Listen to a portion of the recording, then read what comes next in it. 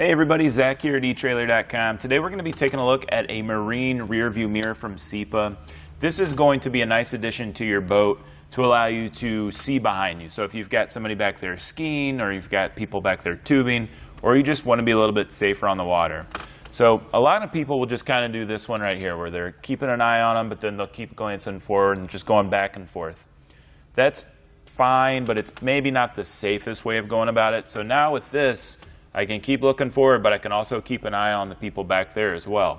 And this is going to be, you can mount this a couple different ways. It can be a temporary mount or it can be a permanent mount. So if you've got different people that are hopping in and driving, you can adjust it to their needs. Just a couple thumb screws on the back will allow you to move it around.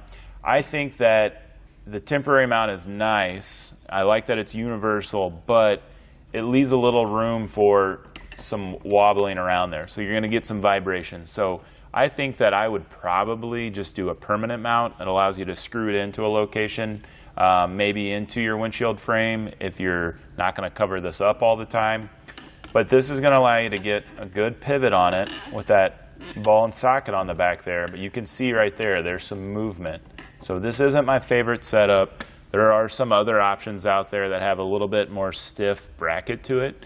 They're not going to get as much of the vibrations out of it.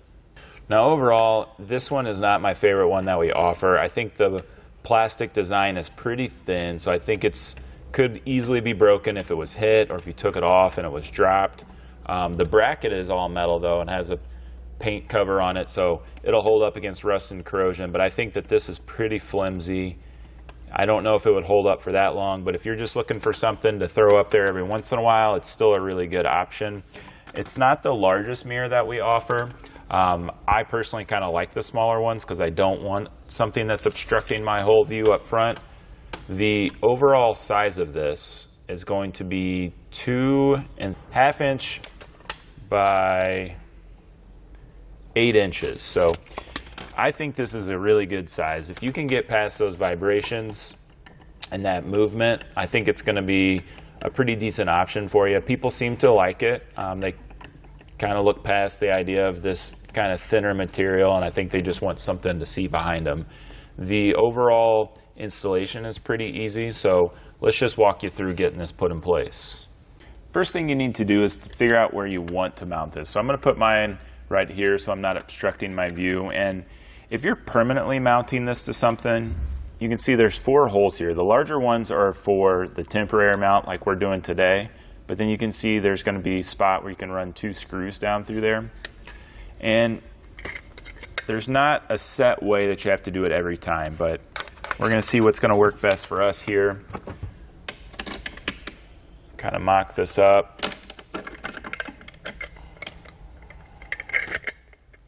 I think we could do something like this.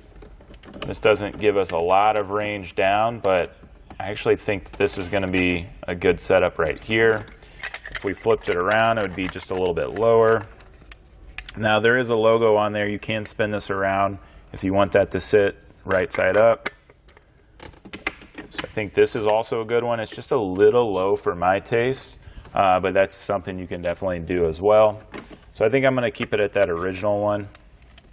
And then once you get it figured out how you want it to mount, you want to make sure you're not putting it on any snaps for a cover. So I have mine sitting right between a couple. And we'll just tighten down those screws until they make contact. Hold this in place.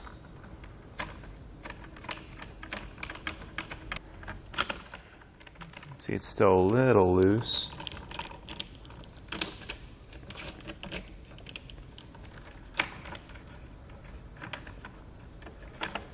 Pulled it up off that track, so I'll have to get that back down.